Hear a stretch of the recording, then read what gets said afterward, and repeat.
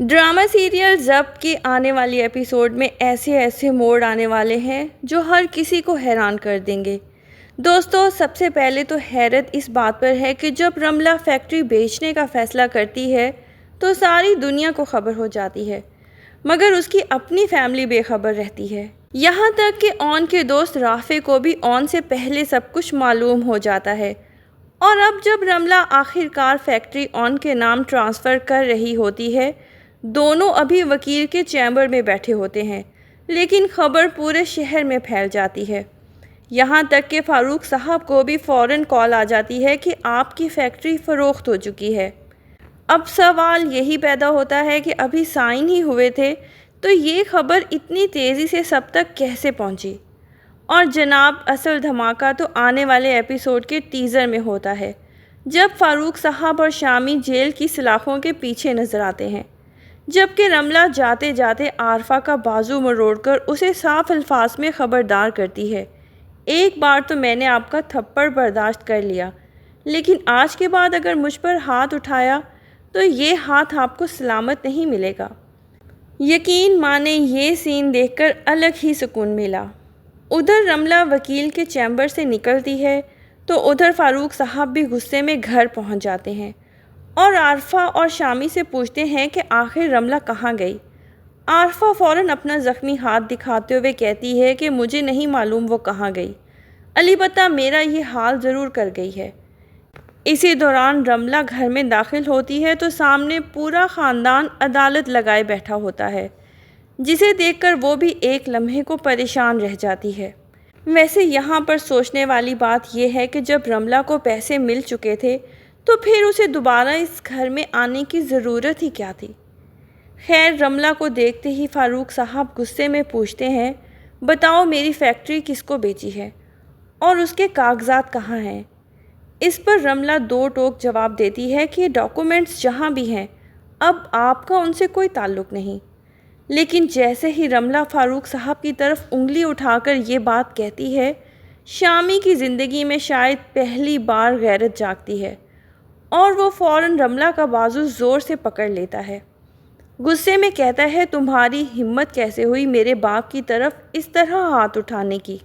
شامی اس قدر زور سے رملہ کا بازو پکڑتا ہے کہ وہ درد سے چیخ اٹھتی ہے اور کہتی ہے، میرا ہاتھ چھوڑو۔ مگر شامی سخت لہجے میں جواب دیتا ہے، ہاتھ تب چھوڑوں گا جب بتاؤ گی کہ فیکٹری کے کاغذات کہاں ہیں۔ تم نے وعدہ کیا تھا کہ فیکٹری مجھے واپس ہوگی، پھر میری اجازت کے بغیر اسے آگے کیسے بیچ دیا؟ رملہ بھی غصے میں کہتی ہے، اگر تم نے میرا ہاتھ نہ چھوڑا تو یاد رکھنا بہت برا ہوگا۔ لیکن شامی، فاروق صاحب اور عارفہ کو اندازہ ہی نہیں ہوتا کہ رملہ صرف دھمکی نہیں دے رہی بلکہ واقعی ان کے خلاف ایک بہت بڑا قدم اٹھانے والی ہے، کیونکہ اگلے ہی لمحے رملہ پولیس کو کال کرتی ہے اور ڈومیسٹک وائلنس کے الزام میں فاروق صاحب اور شامی کو گرفتار کروا دیتی ہے۔ اب یہ واضح نہیں کہ وہ پولیس اسٹیشن جا کر شکایت کرواتی ہے یا پولیس خود گھر آ کر دونوں کو گرفتار کرتی ہے۔ بہرحال اگلے سین میں شامی اور فاروق صاحب جیل کی سلاخوں کے پیچھے کھڑے دکھائی دیتے ہیں، اور ڈرامے کے ریگولر ویورز کے لیے یہ منظر سب سے اطمینان بخش ہونے والا ہے۔ ادھر یہ سب دیکھ کر سروری بھی حیران رہ جاتی ہے، تو جناب سروری صاحبہ، یہ سب سارے مشورے تو آپ نے ہی عارفہ کو دیے تھے، پہلے آئلہ اور شامی کی طلاق کروانے کے اور پھر رملہ کو اس گھر کی بہو بنانے کے۔ خیر، اب شامی اور فاروق صاحب پولیس کسٹڈی میں ہیں، یہ خبر اون تک بھی پہنچ جاتی ہے۔ غالباً رملہ ہی اسے فون کر کے بتاتی ہے کہ گھر والوں نے فیکٹری بیچنے پر مجھ پر تشدد کرنے کی کوشش کی، اسی لیے میں نے انہیں پولیس کے حوالے کر دیا۔ اون کال سنتے ہی فوراً گھر سے نکلتا ہے، رملہ کو ساتھ لیتا ہے اور سیدھا پولیس اسٹیشن پہنچ جاتا ہے۔ وہاں جا کر وہ شامی اور فاروق صاحب کی ضمانت کی درخواست کرتا ہے تو پولیس آفیسر کہتا ہے، اون صاحب، ڈومیسٹک وائلنس کا قانون بہت سخت ہے، انہیں برسوں عدالتوں کے چکر لگانے پڑ سکتے ہیں۔ اسی دوران شامی اور فاروق صاحب کو بھی سامنے لایا جاتا ہے۔ دونوں انتہائی شرمندگی کے عالم میں کھڑے ہوتے ہیں، کیونکہ جس اون کو وہ ساری زندگی ذلیل کرتے رہے، آج وہی ان کی رہائی کی کوشش کر رہا ہوتا ہے۔ شاید اسی دوران اون رملہ کو بھی قائل کر لیتا ہے کہ انہیں معاف کر دینا چاہیے۔ پھر وہ پولیس آفیسر سے کہتا ہے کہ مجھے صرف اپنے خاندان کی عزت کا خیال ہے۔ اگر ممکن ہو تو ان دونوں کی فوراً ضمانت کا کوئی رستہ نکالیں۔ ظاہر ہے اگر رملہ معاف کر دیتی ہے تو ضمانت بھی جلد ہو سکتی ہے۔ اسی لیے کافی امکان ہے کہ آخر کار اون ہی شامی اور فاروق صاحب کو رہا کرانے میں کامیاب ہو جائے گا۔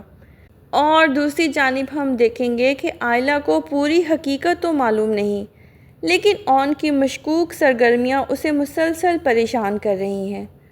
اسے لگنے لگا ہے کہ اون اور رملہ کے درمیان ضرور کچھ ایسا چل رہا ہے جس سے سب بے خبر ہیں۔ پھر جب رملہ کا فون آتے ہی اون جلدی میں گھر سے نکلتا ہے تو آئلہ کا شک یقین میں بدل جاتا ہے۔ وہ فوراً زویا کے پاس جا کر کہتی ہے، تم ٹھیک کہہ رہی تھیں، اون اور رملہ کے درمیان واقعی کچھ نہ کچھ ضرور ہے۔ یہ سن کر زویا بھی غصے میں کہتی ہے، ویسے اون بھائی کو کچھ تو شرم آنی چاہیے، جبکہ آئلہ افسردگی سے جواب دیتی ہے، شاید میری قسمت میں کوئی خوشی مکمل لکھی ہی نہیں۔ اتفاق سے شمسہ ان دونوں کی باتیں سن لیتی ہے اور فوراً پریشان ہو کر پوچھتی ہے، آخر اون اور رملہ کے درمیان کیا چل رہا ہے؟ بھئی یہی شمسہ جو پہلے اون سے اپنی بیٹی آئلہ کی جان چھڑوانا چاہتی تھی کیونکہ وہ غریب تھا۔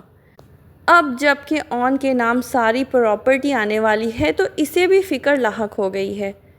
آئلہ اور زویا شاید یہ بات اپنے تک ہی رکھتی، لیکن شمسہ خاموش رہنے والوں میں سے نہیں۔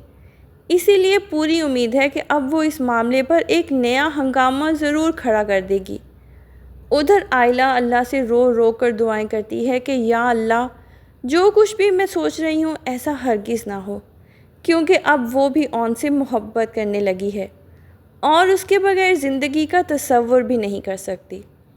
تو اگر آپ بھی اون اور رملہ کو ایک ہی گاڑی میں دیکھ کر پریشان ہو گئے ہیں تو گھبرانے کی بالکل ضرورت نہیں۔ اون اور آئلہ کے درمیان وقتی غلط فہمیاں ضرور پیدا ہوں گی، لیکن جیسے ہی سب کو معلوم ہوگا کہ اون نے فاروق صاحب کی فیکٹری صرف اس لیے خریدی تھی تاکہ خاندانی کاروبار کسی حریف کے ہاتھ نہ چلا جائے، نہ کہ کسی ذاتی لالچ کی وجہ سے، تو آخر میں سب لوگ اون کے احسان مند ہی نظر آئیں گے۔ البتہ اب دیکھنا یہ ہے کہ شامی اور رملہ کا رشتہ اس آزمائش کے بعد بھی باقی رہتا ہے یا ہمیشہ کے لیے ختم ہو جاتا ہے۔ ویسے آپ سب کی کیا رائے ہے؟ کیا رملہ اور شامی کو اپنی شادی کو ایک اور موقع دینا چاہیے یا پھر اب ان کے راستے ہمیشہ کے لیے الگ ہو جانے چاہیے؟ اپنی رائے کمنٹس میں ضرور شیئر کیجیے گا۔ ویڈیو پسند آئی ہو تو لائک کر دیجیے گا اور چینل کو سبسکرائب کر دیجیے گا۔ اللہ حافظ۔